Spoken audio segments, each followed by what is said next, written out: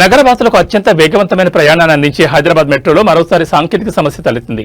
అమీర్పేట్ రాయదుర్గం మార్గంలో శుక్రవారం ఉదయం సాంకేతిక కారణాల వల్ల రైళ్ల రాకపోకలకు తీవ్ర అంతరాయం ఏర్పడింది. రాయదుర్గం వైపు వెళ్తున్న మెట్రో రైలు జూబ్లీహిల్స్ చెక్పోస్ట్ స్టేషన్లో అకస్మాత్తుగా ఆగిపోయింది. సాంకేతిక సమస్య తలెత్తడంతో దాదాపు 30 నిమిషాల పాటు రైలు అక్కడే నిలిచిపోయింది. దీని ప్రభావంతో ఈ మార్గంలోని ఇరువైపులా నడిచే రైళ్లపై ప్రభావం పడింది. ఒక్కసారిగా రైలు నిలిచిపోవడంతో కార్యాలయాలకు, ఇతర పనులకు వెళ్లే ప్రయాణికులు తీవ్ర ఇబ్బందులు ఎదుర్కొన్నారు. మెట్రో సిబ్బంది వెంటనే స్పందించి సాంకేతిక లోపాన్ని సరిచేశారు. సమస్య క్లియర్ కావడంతో కొద్దిసేపటి క్రితమే రైళ్లు తిరిగి ప్రారంభమయ్యాయి. ప్రస్తుతం రైళ్ల రాకపోకలు సాధారణ స్థితికి చేరుకుంటున్నాయని మెట్రో అధికారులు తెలిపారు.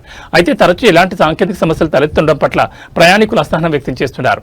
మెట్రో యాజమాన్యం సరైన నిర్వహణ చర్యలు చేపట్టాలని కోరుతున్నారు.